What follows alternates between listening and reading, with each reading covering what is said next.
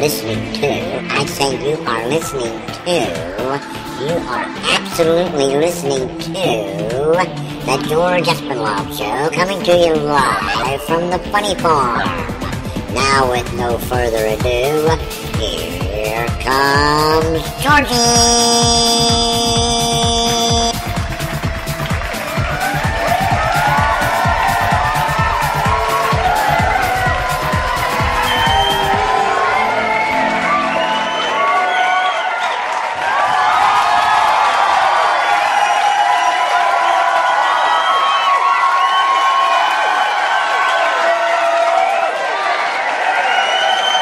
Give it up for Tuesday. It's Tuesday. We get today in, and we only have 3 more days to go, and we can start another weekend. I really think that we should have like 2 days during the week and 5-day weekends. I'm just saying, you know what I mean? I thank you for tuning in tonight. You're listening to the George Espinlove Show, coming to you live from the Funny Farm in a place called Our World. And you'll have to forgive me because my voice, my throat, the pollen, and all that good stuff that happens this time of the year just totally messes me up, and I'm messed up enough as it is. But anyhow, we're coming to you live from the Funny Farm in a place called Our World. We have no idea where that's at, but we do know this. We want you to come and be in our world with us. Come on into the Funny Farm. We need more loons. You don't have to buy anything. You don't have to sign anything. Just by you coming in gives us the inkling, just an inkling, that you want to become a full-fledged loon. And that's what we want. Come on in, let your hair down, prop your feet up, and then tap your fingers. No, don't tap your fingers. Tap your feet, snap your fingers, bob your head, and shake your booty. Because here at the Funny Farm, we express ourselves. You know what I'm saying? We like to express ourselves. And here in our world, we don't care what people says. We don't care what they think.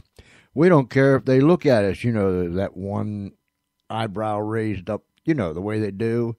We don't care about any of that stuff because it's a whole lot safer in our world than it is in yours.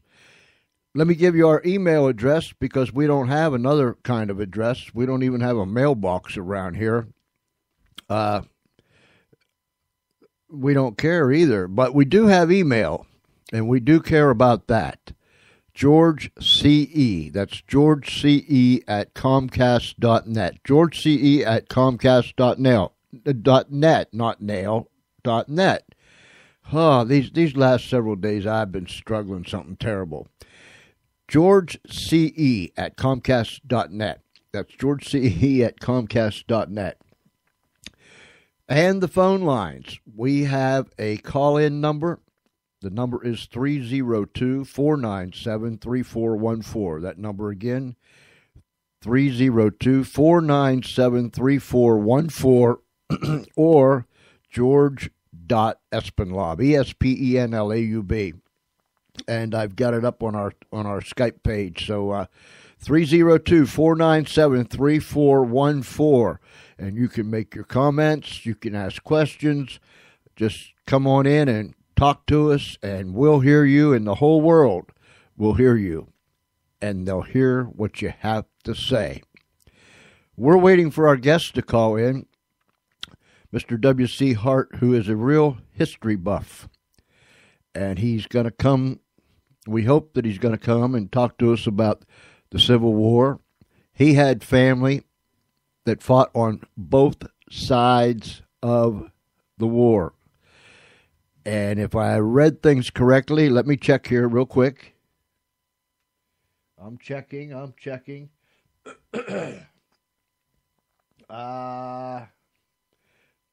know I saw it.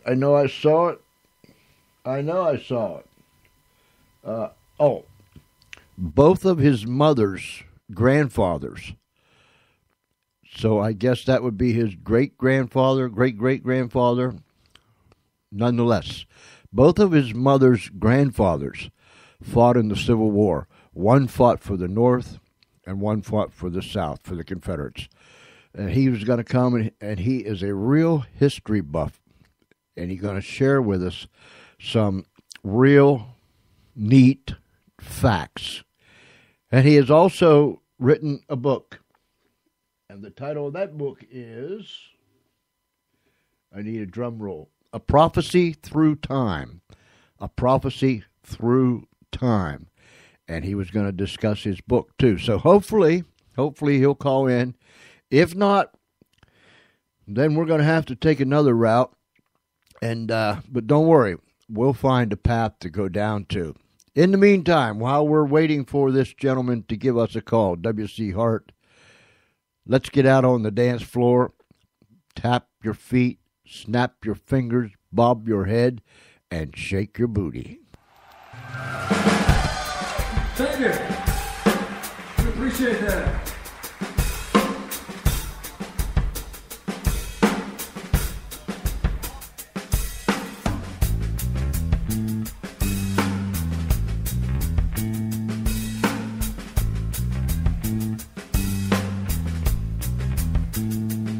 Well, I believe some old hellhound found my black cat bone.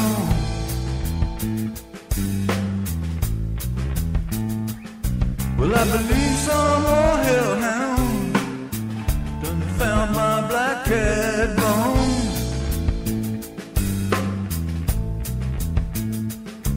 'Cause the stars don't look right and the moon is looking wrong.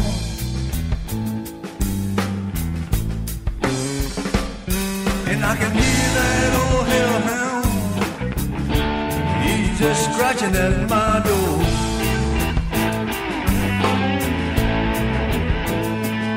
Yes, I can hear that old hellhound, he's just scratching at my back door.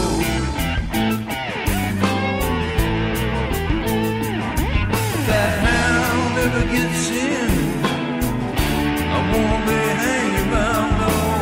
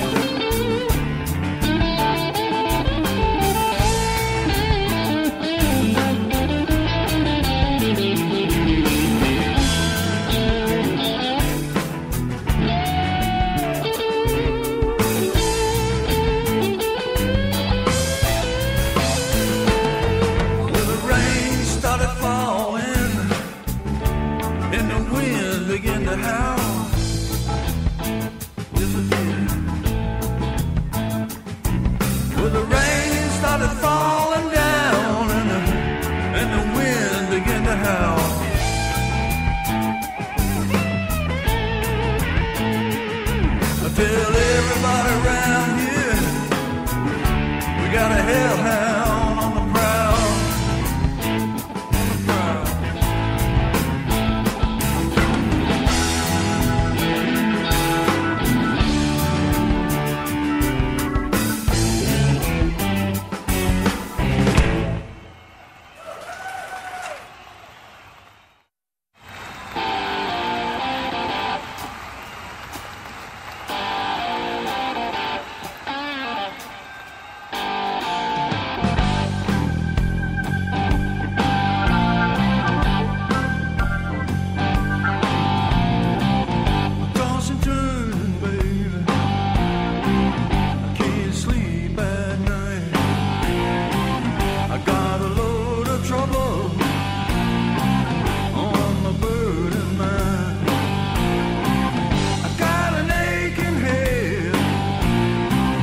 I got the tombstone eyes.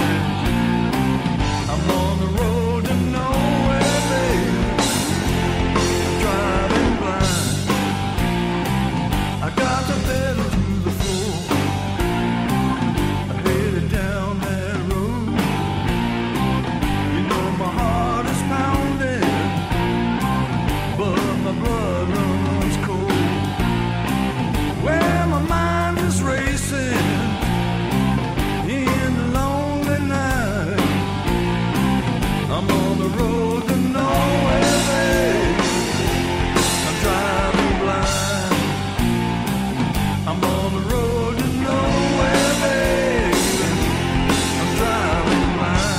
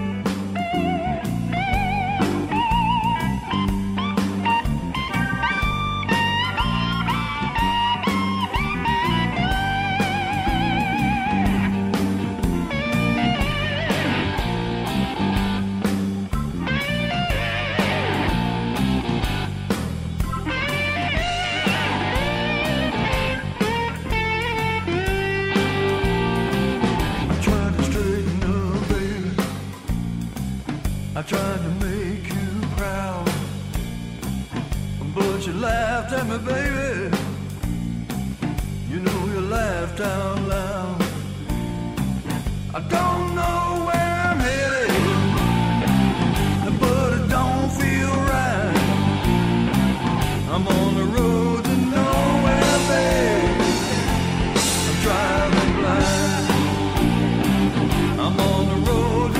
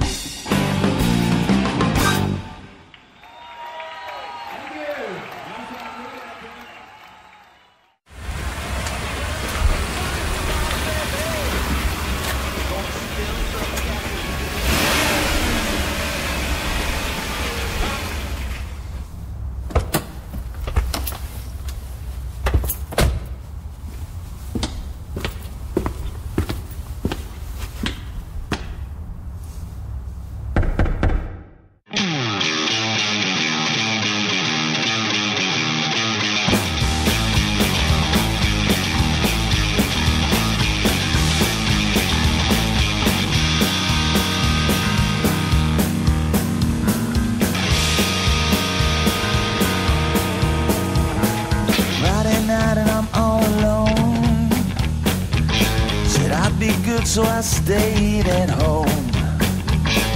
I look outside and the moon is high. I'm suddenly wishing that so was I. Well, I drank down all my whiskey. I could use a little more, just a little more, a little more, a little more, a little more. Every time that I'm looking to score, the devil come knocking at my front door. The devil is knocking. The devil is knocking. The devil is knocking.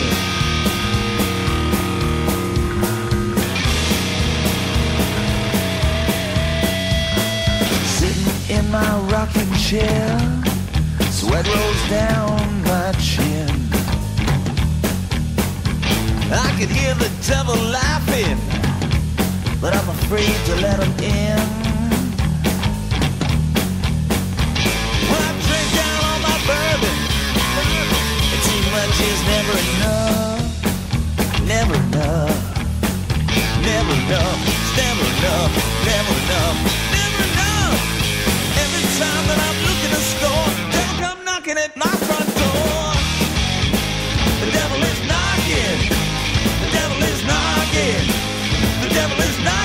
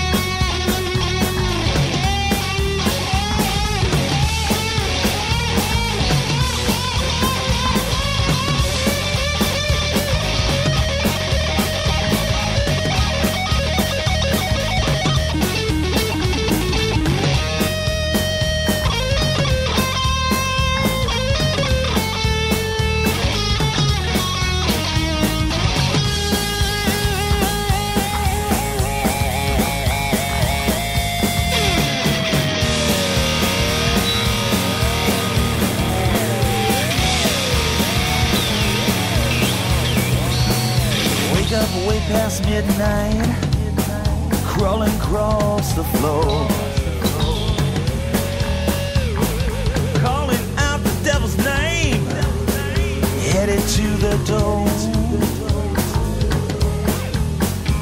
Well, I drank down all my wine and gin, and I ain't got no more, ain't got no more, ain't got no more, no more, no more. Time that I'm looking to score, the devil come knocking at my front door. The devil is knocking. The devil is knocking. The devil is knocking.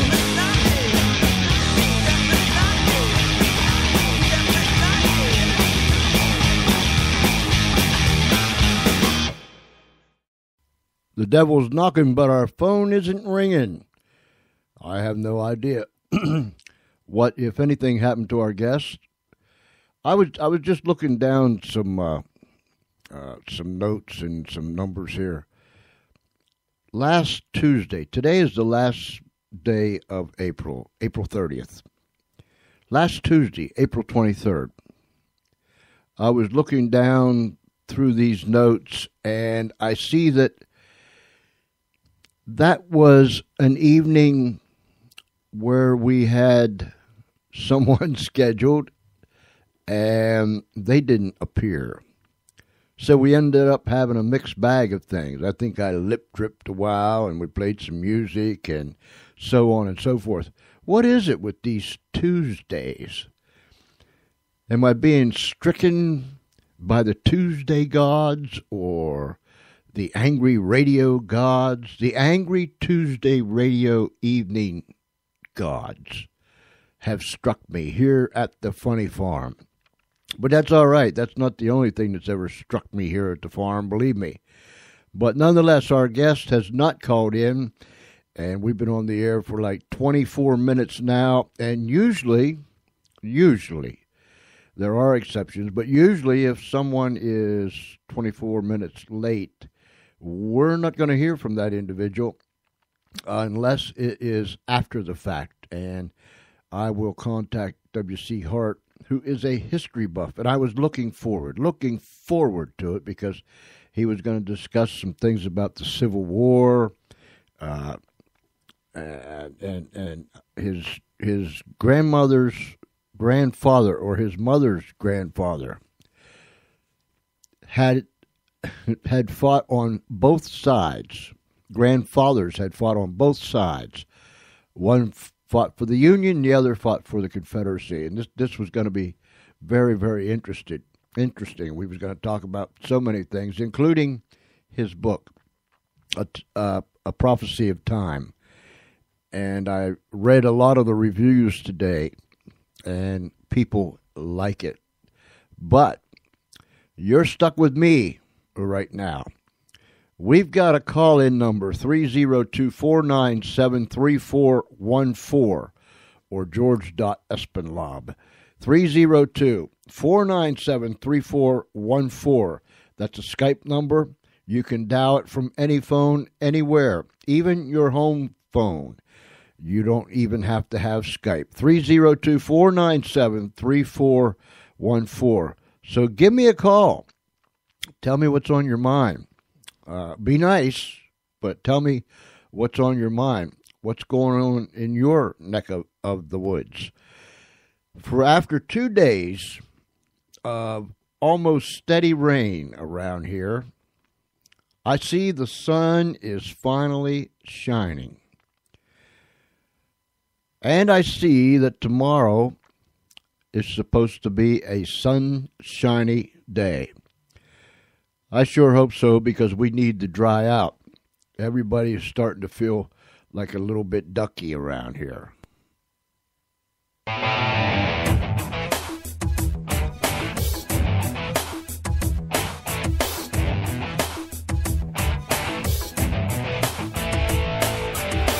In the mirror of imagination, I see a story with a different end.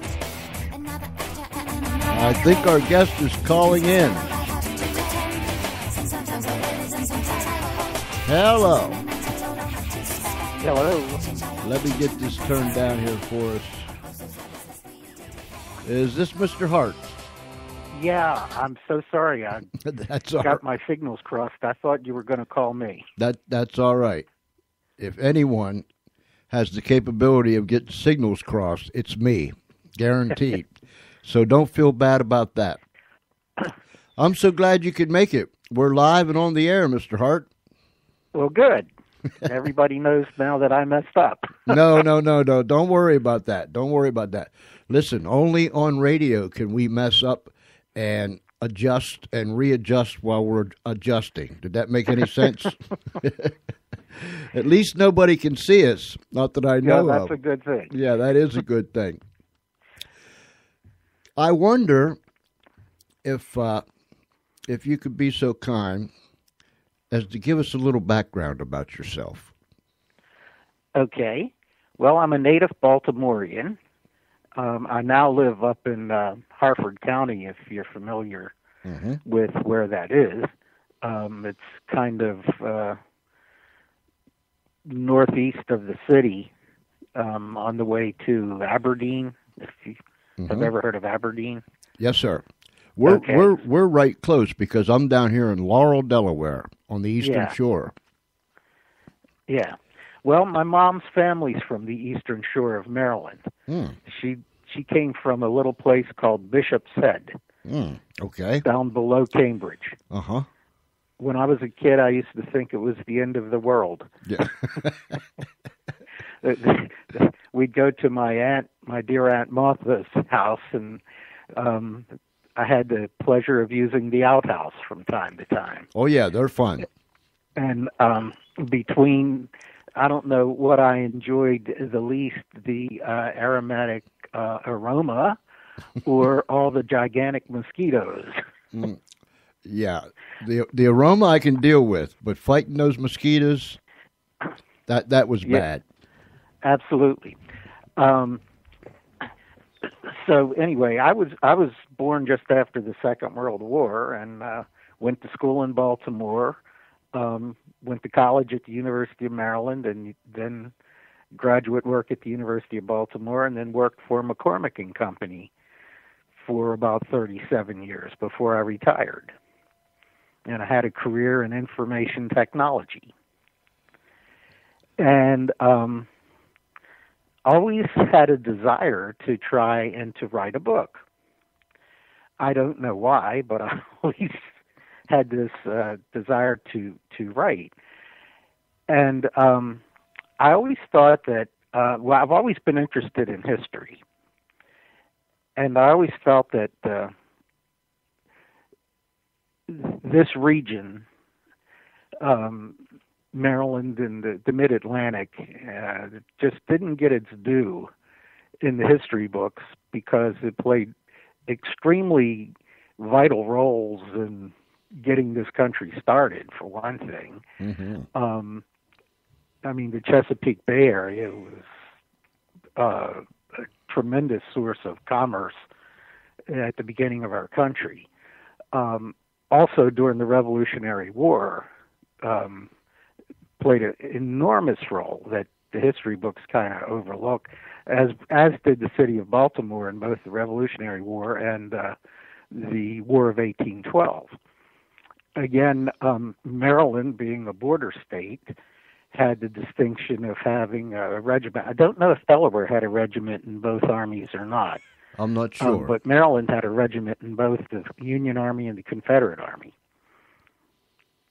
Now, interestingly, Missouri, which was another border state, actually had political representatives in both governments.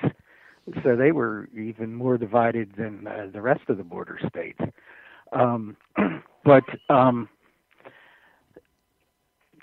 So I was. Are you familiar with Pocomoke City? Oh, yes.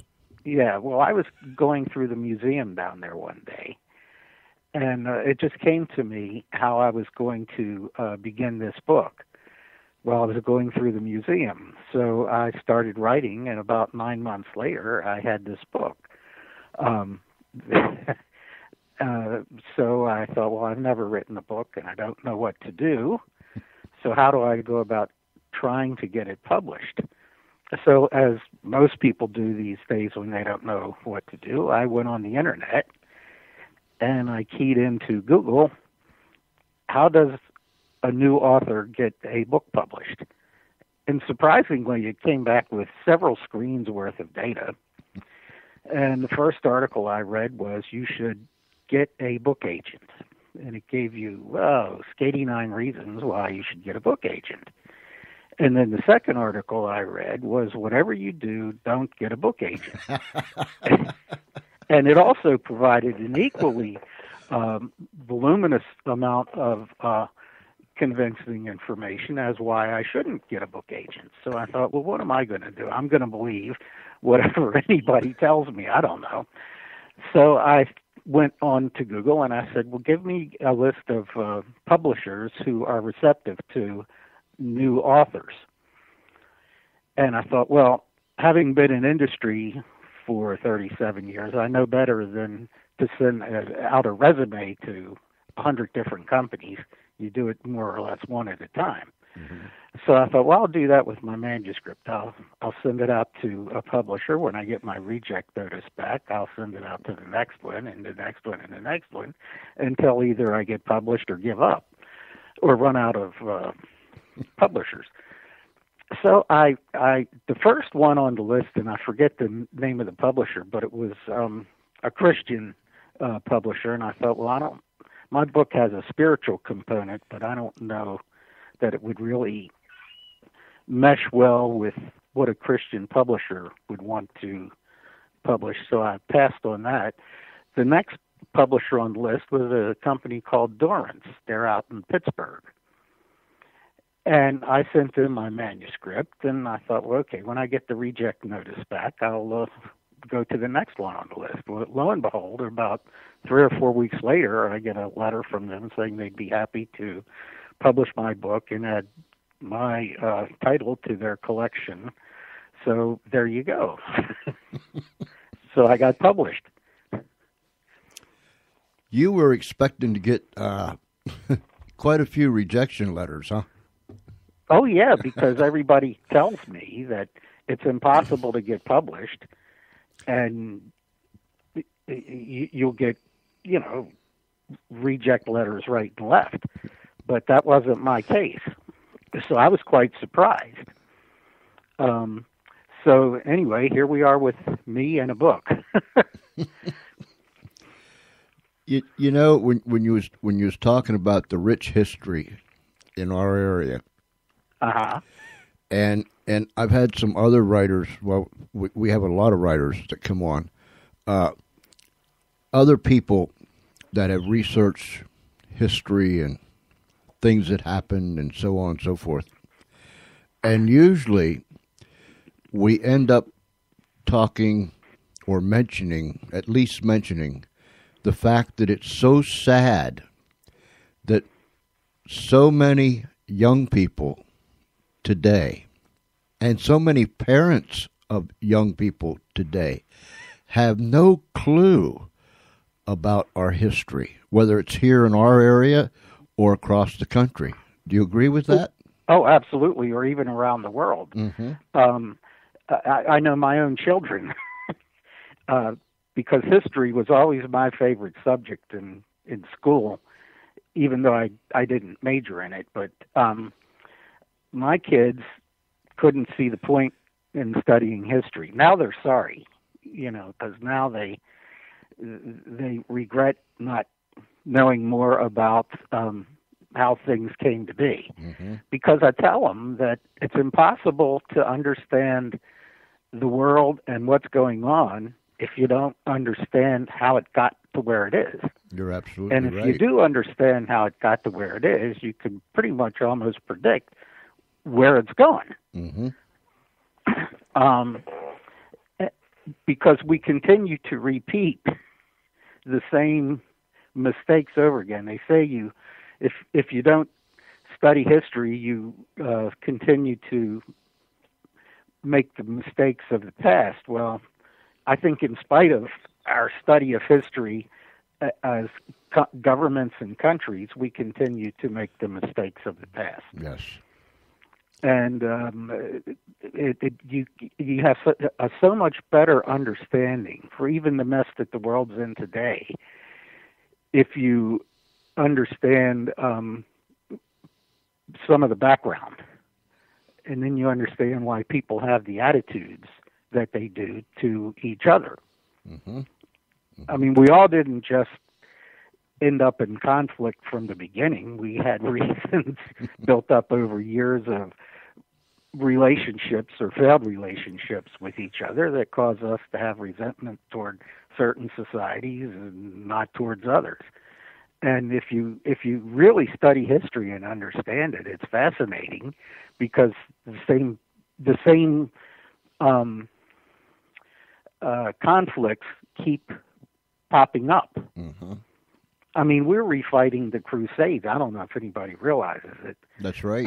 But if you listened to Osama bin Laden, he referred to us as Crusaders. Mm-hmm. And he was fighting a crusade against the invading Christians. So if anybody understood the background of the Crusades and they'd understand why he may or the Arabs have some resentment against the West. I'm not saying it's justifiable, but I mean at least it would give you some basis for understanding. Right. And that's where he was coming from. And yeah, it was 500-600 years ago or more, but that's where he was coming from. I've always found it fascinating. I love history. Just about every era. I love, I guess, partial to the Second World War and the Civil War and the Revolutionary Colonial period. And the Middle Ages, Roman history. I love it all. You're a man after my own heart, Mr. Hart. Is that right? Yes, indeedy. They're just. In fact, I'm reading a book now, and we had the author on here just a week and a half, 2 weeks ago. A man by the name of Len Lammensdorf, who has written about 8 different novels. But I'm reading his book now. It's about the Revolutionary War, George Washington, and a slave that served George Washington for almost 30 years. And it's a little nugget that is little known, that this man and some other people dug down deep and found this, and I can't get my face out of it. I mean, it's just it's one of those that captivates you from the beginning. But anything like that pertains to history, I'm like a kid in a candy store. Yeah. Well, you know, the interesting thing that, or at least I think, the interesting things about Maryland, it was founded by George Calvert, who had the title of Lord Baltimore. Now, George Calvert, if you understand what was going on in England at the time, the Church of England had finally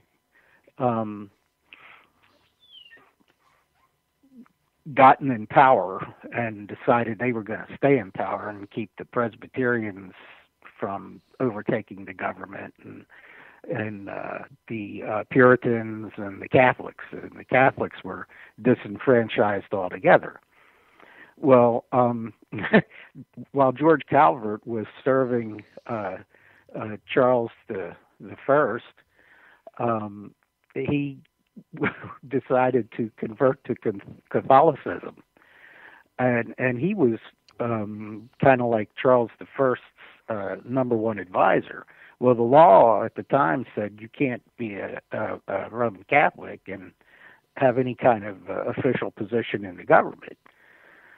So he went to see the king and told him, you know, I have to resign, and here's why. And he didn't know whether he was going to get his head chopped off or what. But because he was such a loyal and valued servant, he was given the title of Lord Baltimore. Well, he had always wanted to have a colony in the States, in the New World. Mm-hmm. And he had been given a tract of land up in Newfoundland.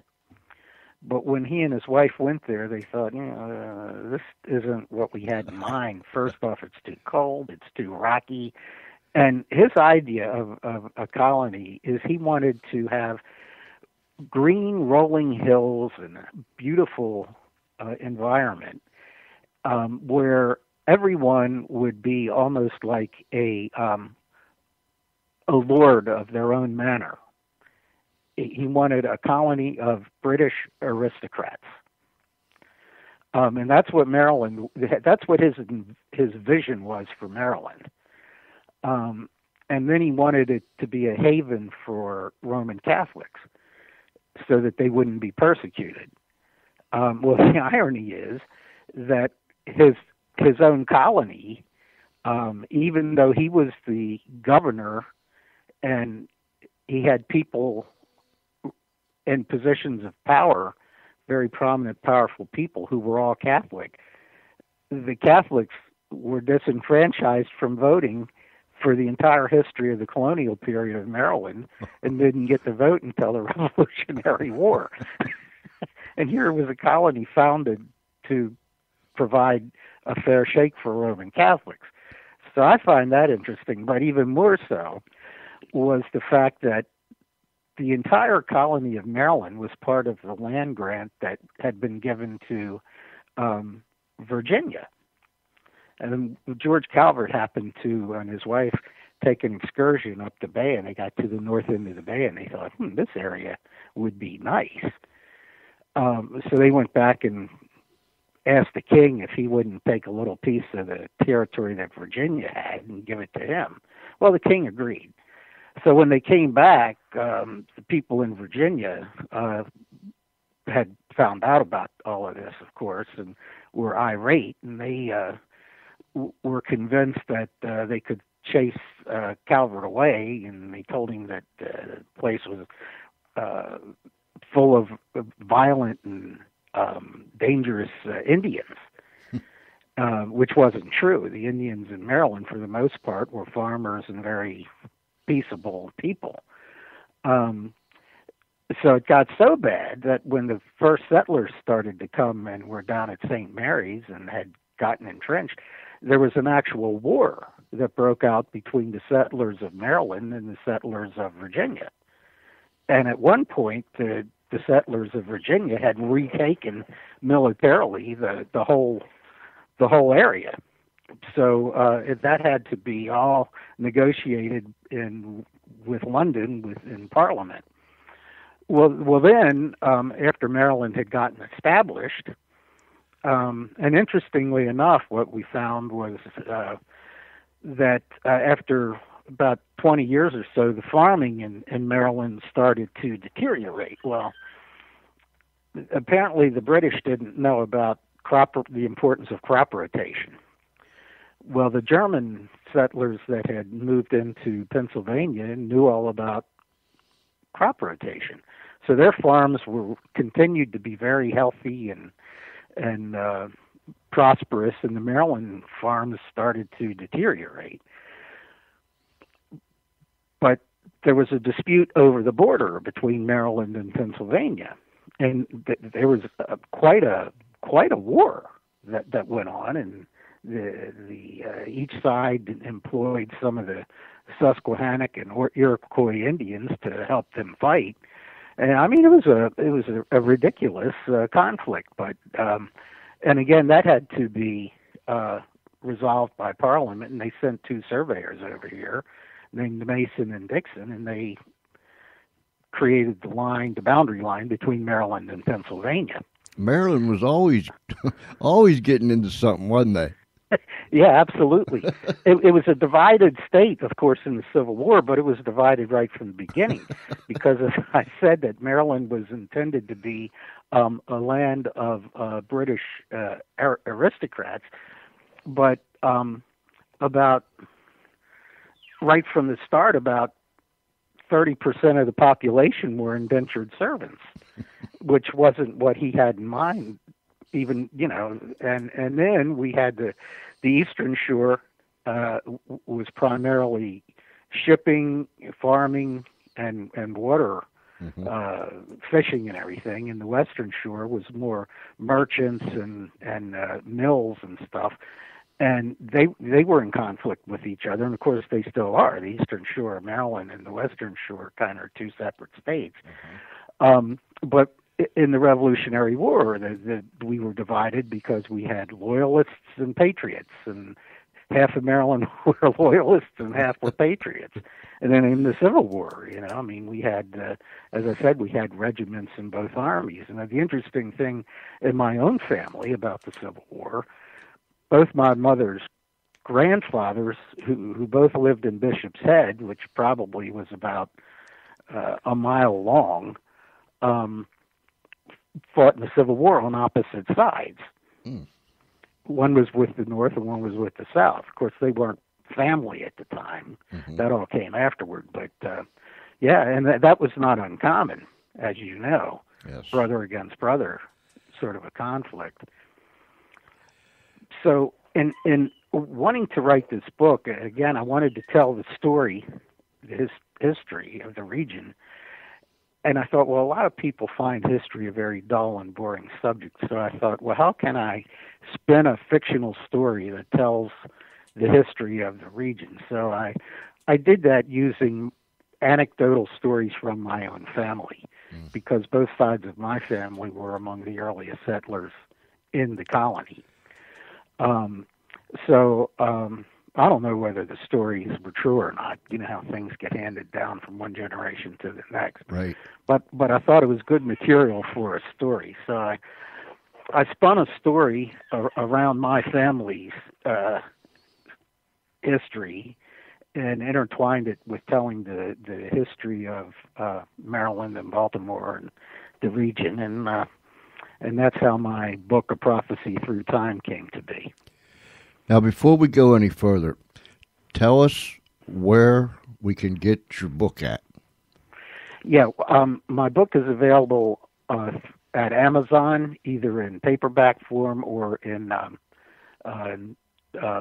Kindle format, and you can get it at Barnes and Noble. I don't think they have it in inventory at very many of the stores, but you can order it through Barnes and Noble, again in paperback, or it's also in electronic form on their Nook.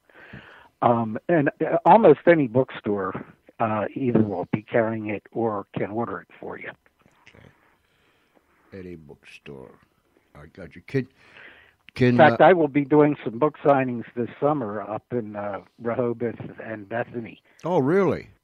Yeah. Will you drop me some information? I'll drop in on you.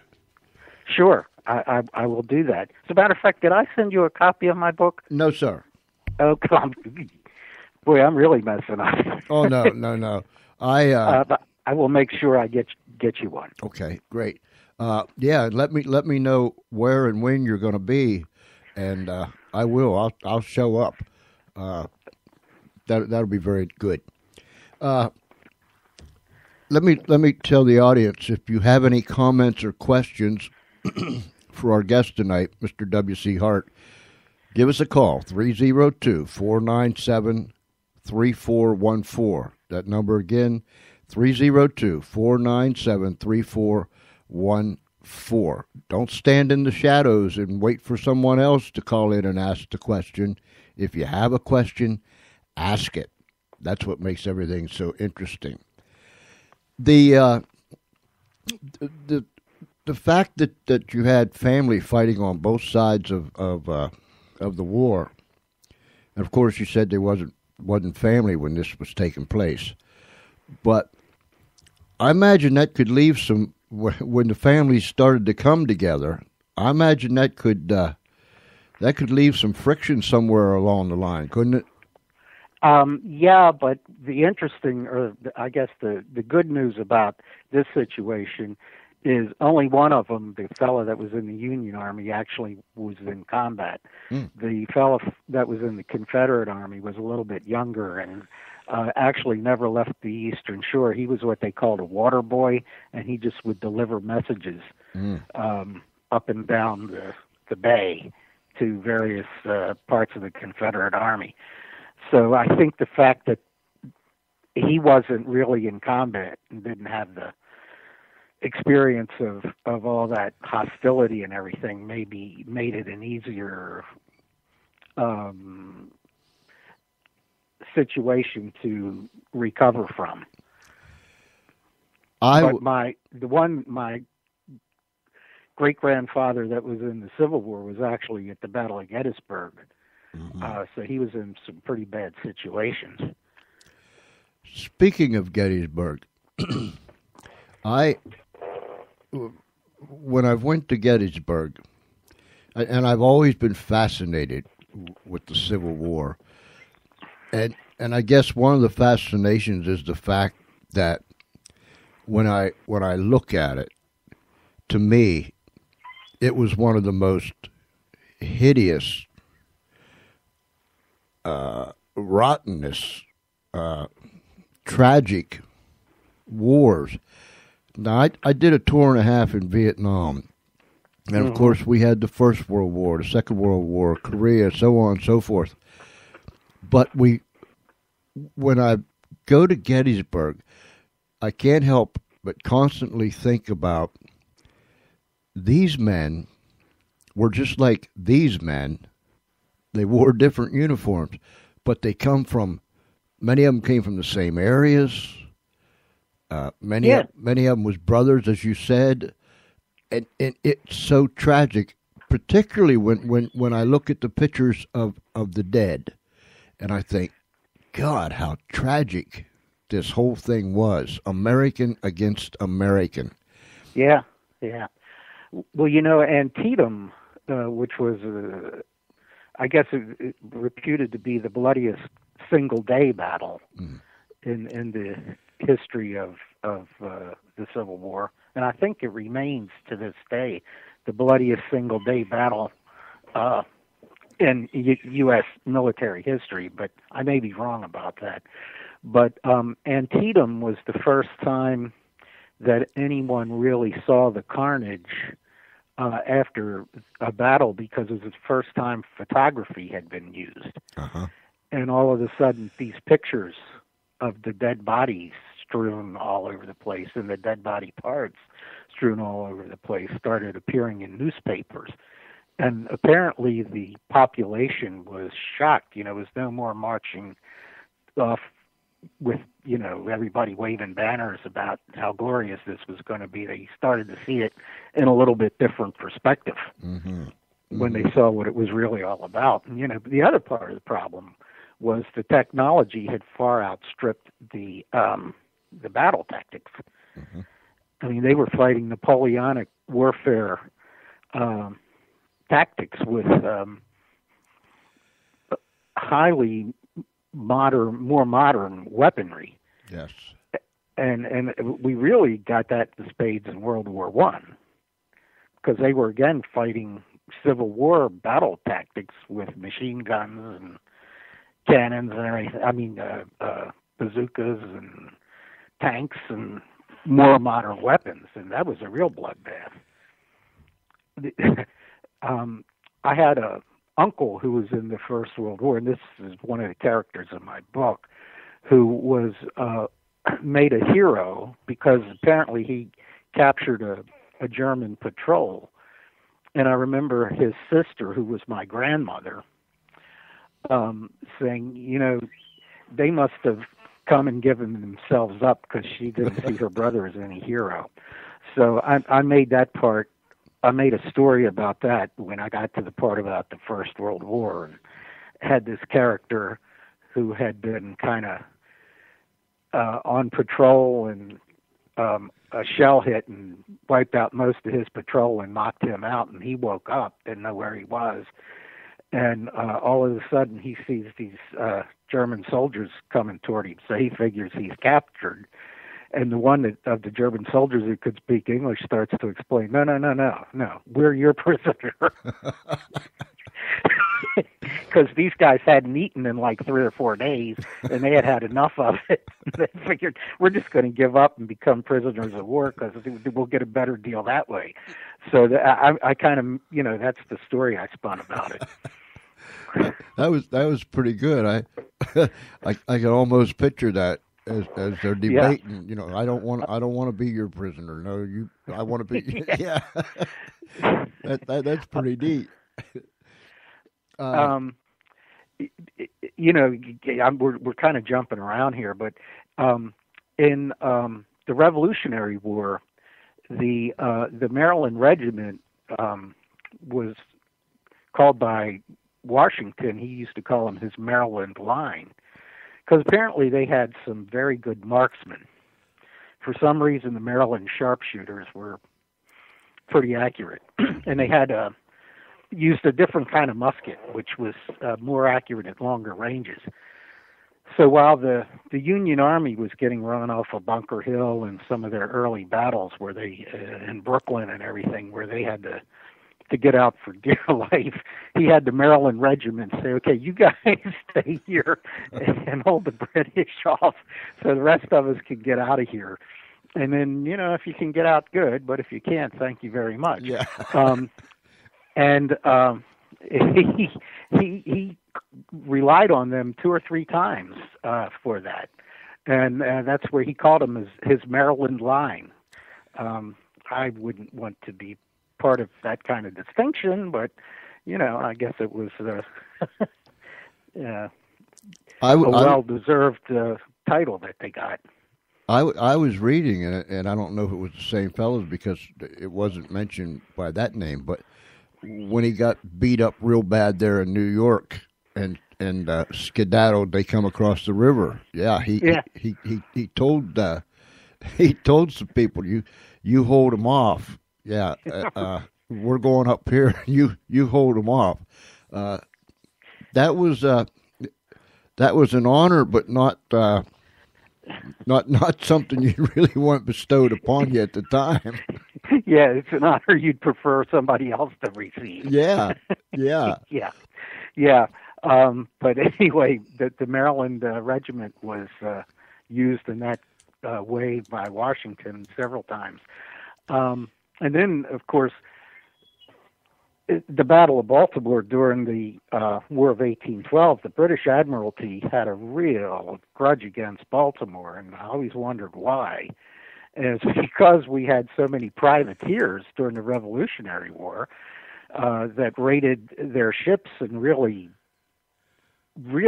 put a kibosh on the British Navy in the Mid-Atlantic region and the Chesapeake Bay region, that they thought Baltimore was a nest of pirates, which wasn't too far wrong, but they had been anxious to get Baltimore for 20 years, So 1812 came around, and it was they intended to really destroy the city of Baltimore.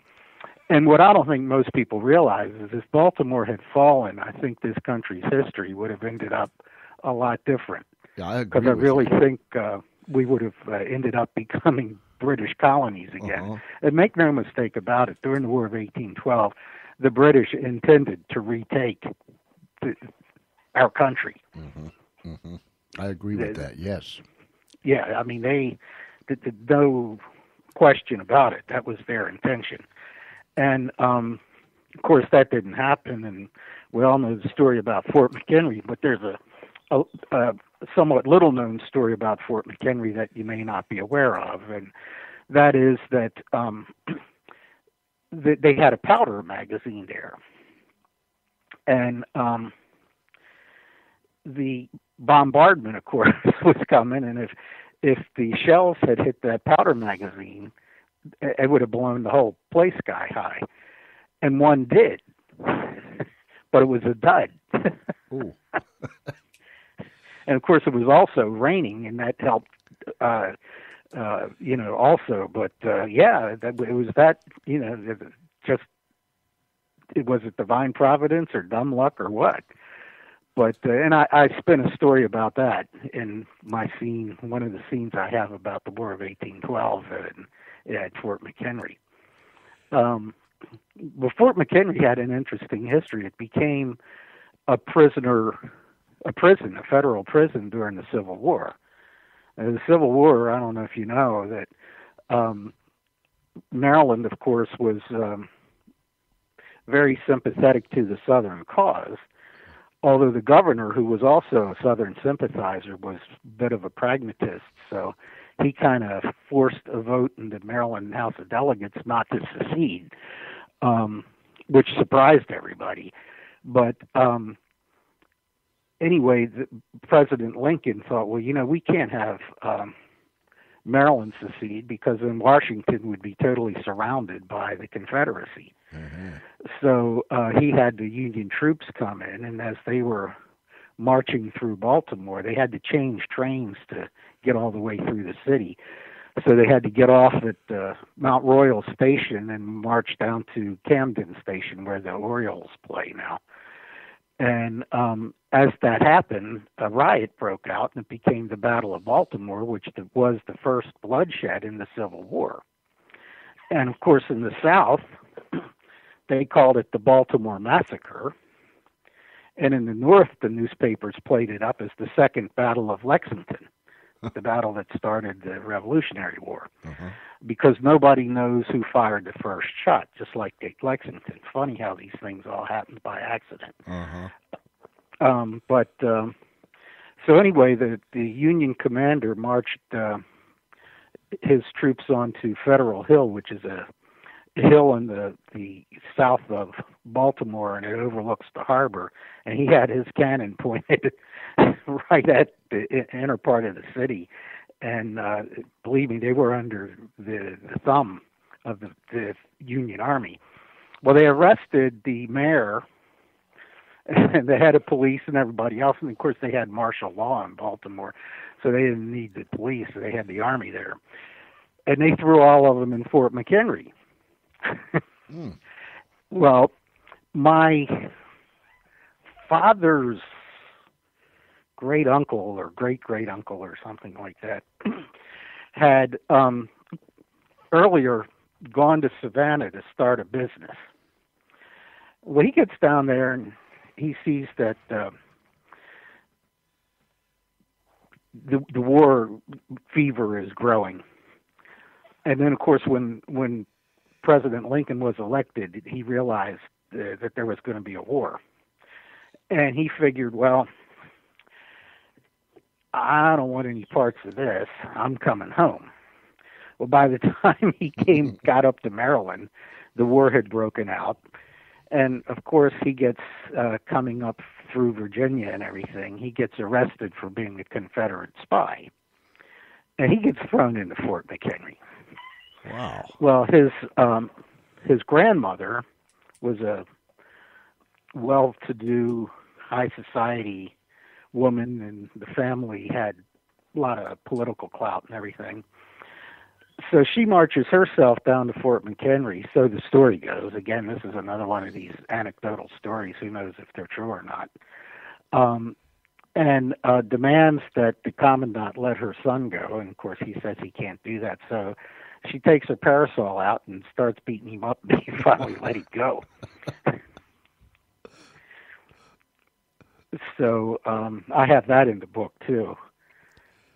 So you cover, how many years did you cover? My book covers 400 years. Wow. Because it starts in Europe. And I try to explain why the average person living in Europe would have picked up everything and left a reasonably well-developed society to come to a primitive land where there was nothing. Yeah. No buildings, no anything. And to just start over again. You know, what would have caused people to want to do that? And I went into some of the religious and political conflicts in Europe, and again, spun a story about it. Because some of the underlying themes in my book are religious persecution and hypocrisy and political corruption and things like that. There's some underlying themes that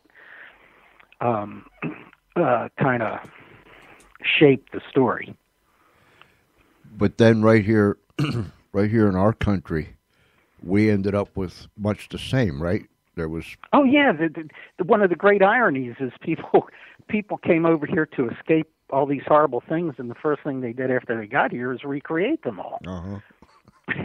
That goes to show you that man is. Well, I tell people, they say, "I'm moving away from here," blah blah blah blah blah blah, and I said, "Well, that's all well and good. Just go ahead and move away, but remember, you got to go. You know where they're going." And I said, well, "You'll turn around and you'll be there, and the same problems will be there because you had the same problems here. You'll have them wherever you go. So whether it's across from the Atlantic or across the street." We carry our problems with us, and we had the same problems: religious persecution and corruption and all those things. Yep, and we still do. Yeah. It's never going to go away. Nope. Nope, it isn't. You know, you said you were a Vietnam veteran. That was such a horrible experience. The Vietnam War. It was one of the most misunderstood conflicts, I think, in the history of our country. If anybody understood the history behind Vietnam and behind Ho Chi Minh, you just step back and say, how in the heaven did this whole thing end up this way? And I go into quite a bit of detail about that, and also the Korean War, because that was another misunderstood war. And they were kind of wars that were caused by policies that other people had put in place that they probably shouldn't have even been involved with. And I mean from decades before the wars ever happened. Right. It's just so many mistakes were made. Just terrible. you covered the Little Bighorn too, huh? Yeah, my father's father, my grandfather, was in Custer's cavalry. Now, you're probably saying, well, that's impossible because I'm talking to you, and if your grandfather had been killed, how did you come around? Well, my grandfather was in Major Reno's troop, and they were pinned down at the Little Bighorn River while Custer was up on the hill getting annihilated. So, in fact, they were court-martialed, Reno and Benteen, Major Reno and Captain Benteen, because they didn't come to his rescue. And, of course, their story was, number one, they didn't know he needed their help, and number two, they couldn't get out anyway. And I guess there was some truth to the second part. The first part, I can't believe they didn't hear all the commotion and the gunfire and everything. But again, the irony is Custer had a orderly who couldn't speak English. He was from Italy, and he sent him to tell these guys to come to his aid immediately. And he couldn't speak English. He couldn't speak English. So, of course, the order never got really correctly delivered. On the other hand, I'm not sure they would have made any particular effort because neither of them liked Custer for their own reasons. They resented him, and I guess we're just as happy that he got what they probably felt he deserved. I don't know. That was another big mess that didn't have to happen, but history's full of big messes that didn't have to and shouldn't have happened, and that was a perfect example of another one. And again, it's a very much misunderstood and misrepresented in the movies and the stories you hear about it. Battle. When you was researching this stuff, I mean, you had to be. I'm just picturing the way I would be. When I'd be drilling down and researching this stuff, and I'd hit these gold nuggets, I'd probably just stand there and shake.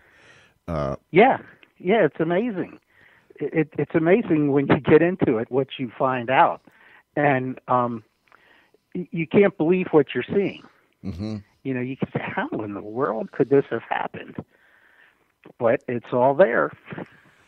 It's all there. My grandmother, my mother's mother, was a suffragette. She was active in the suffragette movement in Baltimore after they had moved from the Eastern Shore up here. So I have a story in there about her. So, it's a lot of information. How long would you say it took you? 9 months to write it? It took me 9 months, oddly enough, 9 months. And I guess when you're going to say, well, how long did you research it? Yes. I'm going to say not very long because I'd spent my entire life accumulating this information. Mm-hmm. So by the time I got to where I was writing the book, it was more just going in and looking things up and verifying that I had the kings in the right order and the dates chronologically correct and stuff like that. As you was gathering up this material, long before you knew you were going to write a book, did you wonder, why do I have this stuff, or why am I going so deep, or did you? Yeah. I know that's the way I'd be. You know what? At some point, I'd stop and think, no, why am I doing this? Yeah, I did many times. And I finally concluded, I guess I just want to be full of useless information.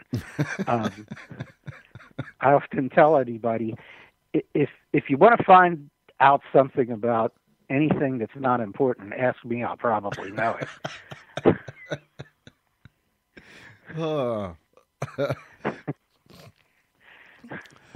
No, there is there is a world of wealth, knowledge that you've accumulated over the years. Boy, if there was some way, Mr. Hart, that you could Call just me Bill. okay, if there was some way that we could just take from your head and pour some in liquid form, pour some of this into the young people's heads, and each person pass it on.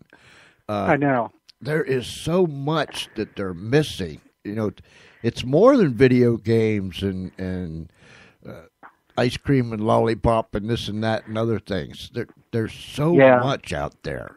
Well, and then if you look at what they've done to the history books, Mm-hmm.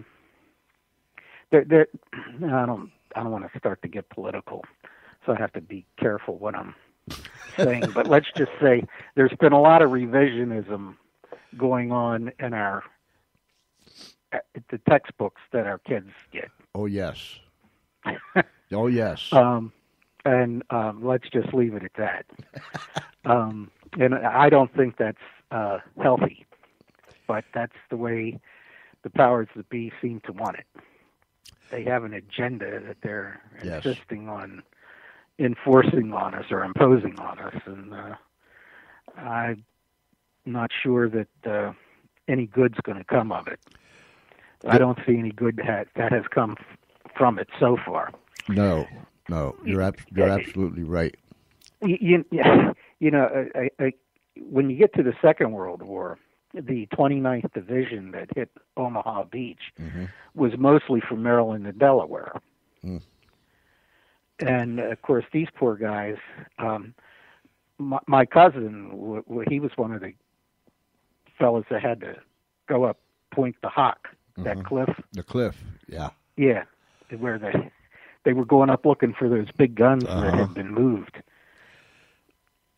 And they told him that they should expect 85% casualties on the first wave. Of course, he was one of the fortunate ones that was in the first wave. How's that for encouragement? Right, yeah. This is like saying this is a one-way trip. Yeah. Exactly. Yeah. Exactly. And my wife's uncle, who, dear soul, just passed away, was a coxswain, and he drove those landing craft not only up onto Omaha Beach, but then he turned around and got sent to the Pacific and had the joy of landing the Marines on Iwo Jima. Wasn't he a lucky fella? He lived to survive. Now that's amazing in itself. Mm-hmm.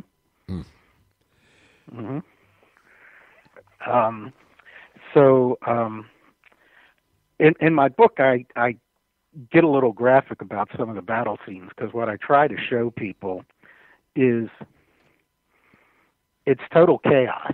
Yes. And it's also dumb luck. Mm-hmm. When you get out of the boat, if you get out of the boat, and you're running up on the beach and bullets are flying all around you and the guys next to you are dropping right and left, it isn't because you were a faster runner or whatever that you didn't get shot. I mean, I don't know why, the guy next to you got killed, not you, but that's just the way it is. Yeah. Yeah. There's no skill or anything else. It's just, it wasn't your time. And you can sit and wonder about that until the cows come home, and that's the only conclusion that you can come up with. It just wasn't my time. That seems like such a simple answer, but still, that's the answer. That's just the way it is. Yeah, absolutely. I mean, it's not that you were a more skillful soldier. Right. I mean, it's got nothing to do with it. It's just, who knows? But just be thankful you made it. 450 years. That's intriguing. That is intriguing. So you took these historical facts from all different periods of time, and you wove it into story form and we end up with all this information. Yes, I did. And I also created a little bit of a romance to try to make it a more interesting story. And that's where the prophecy part of it comes from. And at the end, the central character, it becomes a story about, while I'm telling the story of the Vietnam War, the central character who's going through that ends up losing everything that is of any value to him, as including his faith. And it becomes a quest for him refinding his faith. Wow. And refinding his way back to God. So there's a spiritual component to this story as well. How many pages in this book? 423, I think. The reason I ask is because I know that when I start reading it, I've read books, and I'm sure you have too, that it makes me mad when I'm done. I mean, it's just one of them things I wish this wouldn't end. Uh-huh. And it vibrates you for days after that. And that's why I asked you how many pages, because when you get into this history thing and you weave it into story form, and you're writing about those things, I mean, I get lost in it. In my mind's eye, my mind isn't too good, but my mind's eye is pretty good yet. I when I get into it, I really get into it. I can hear the sounds. I can picture what's going on. I can see the people. This ought to be intriguing. This ought to be a good trip. I can't wait. Well, I hope you enjoy it. Apparently we haven't created any interest among your listeners because nobody's calling in. So though we have that sometimes. People will sit back in the corner and listen. And then tomorrow somebody will email me or contact me and say, I was going to ask a question, but you get the, well, you should have, you just should have, but. I hope you find it as exciting as you think you're going to as you're reading through it. Yes, I'm sure I will. I've had people, friends of mine, tell me that they got lost a little bit in the history part of it in the beginning because I go through an awful lot of history very quickly. Mm-hmm. But then they said they got to the point where they couldn't put it down. Right. So I feel very flattered when they tell me that. Yeah, that's when it's good, when you can't put it down, or when you're reading it sitting down, and you have to get up and go do something. You get up and you're reading while you're walking. Right. That's when the books really got you. Right. Amazon.com. Amazon.com and Barnes & Noble and pretty near any bookstore can order it, and they may have it. A Prophecy Through Time. Prophecy Through Time by W.C. Hart. By W.C. Hart. Write that down, ladies and gentlemen, boys and girls, friends, Romans, and countrymen, or wherever you might be, whatever you might be doing, write that down. By W.C. Hart. And I've decided to write another book. Oh, have you really?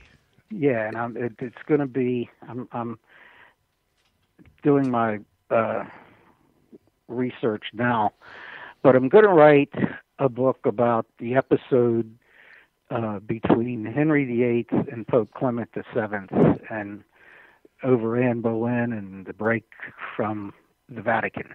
Because again, as history has portrayed that thing, and as the movies have romanticized it, what really happened and why and how is so very different than what people think. So I'm going to try to again, tell the story as it really happened, but try to do it by spinning a fictional story around some made-up characters to make it more interesting. Ah, that's wonderful. You know, speaking in the beginning when you said you had never planned on being a writer, and again, with many of the writers that we've had, we usually inject, and with Mr. Lammensdorf, we encourage people. Everyone has a story. Everyone has something inside of them. Everyone has a history. And so we encourage people, sit down and write.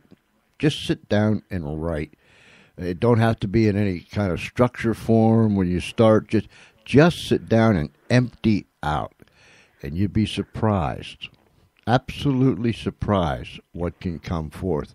Now, I understand everybody won't be a writer, but there are so many people that don't think that they have the capability of being a writer, that they can be a writer if they just sit down and let it out. Do you agree with that? Well, yeah, I absolutely agree. Mm-hmm. Just like a stream of consciousness. Just let it come out. And once you'd be surprised when you read it what you've said. And once you start writing, I mean, it's almost like an addiction. You have to write. You have to write. You have to write. And there's no ifs, ands, or buts about it. You just have to write. So find yourself, people. Empty out. Everybody has history. Everybody's got a story. And if for nothing else, write about your family and leave it for your kids and your grandkids so they know the history. So many of us don't know the history of our own family. That's sad, isn't it? Yes, very much so. Very much so. I guess I'll tell you one more story that's in this book. Do you remember the singer Kate Smith? Yes. The big, heavy-set yes. woman. Well, she's famous for having sung God Bless America. God Bless America, yeah. Yeah, and actually, if the story is true, when she sang that on a radio broadcast out of Washington, D.C., I think it was in 1941 or 42, it was the first time it had ever been heard. Even though Irving Berlin had written it during the First World War, he kind of put it in his desk drawer and didn't do anything with it, so the story goes. Well, it turns out Kate Smith was a cousin of mine. Really? Very distant cousin. I guess it wouldn't even be really a cousin. Her aunt and my grandmother were cousins. So I don't know how, that would work. But anyway, my sister, everybody used to say, looked just like Kate Smith. But that's another story. But anyway, when Kate Smith was appearing in Washington and was going to do the radio broadcast where she actually did sing that, my father and mother and brother and sister got to be standing in the wings at the theater with our Aunt Margie, who was also Kate Smith's aunt. Even though she was my grandmother's cousin, my brother and sister called her Aunt Margie. So they got to meet Kate Smith and heard the very first time her sing God Bless America. That's fantastic. That is fantastic. And when you're saying that, I can hear her singing it. Nobody can sing it like her. Yeah. Wow. You have done a fantastic, or as I like to say, the Espanlaw word, a fantabulous job on your book. And I appreciate people that researches and takes the drill and drills down deep and gets those nuggets where nobody else is finding them. I like that. You've done a great job, Bill. You really have. Well, thank you.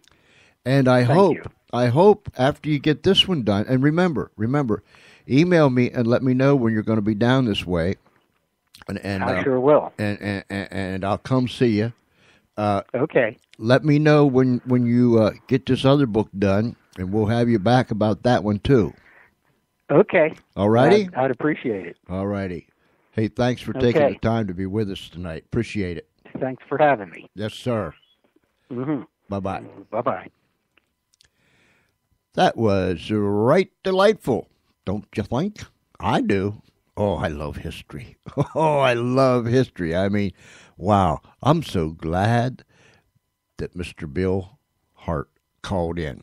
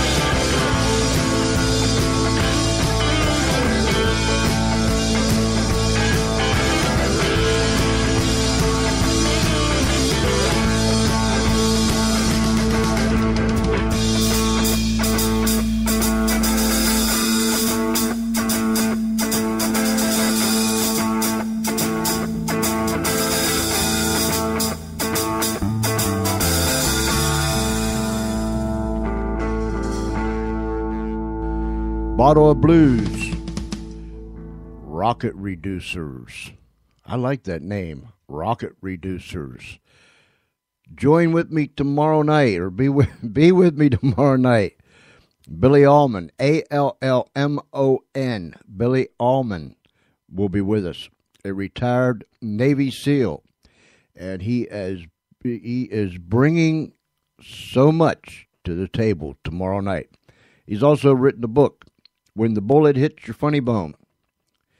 Billy Allman, Allmon. He'll be with us tomorrow night at 6:30 p.m. Eastern Time live. So pass the word. Tell your friends, your family, your in-laws, your outlaws, anyone that'll listen to you.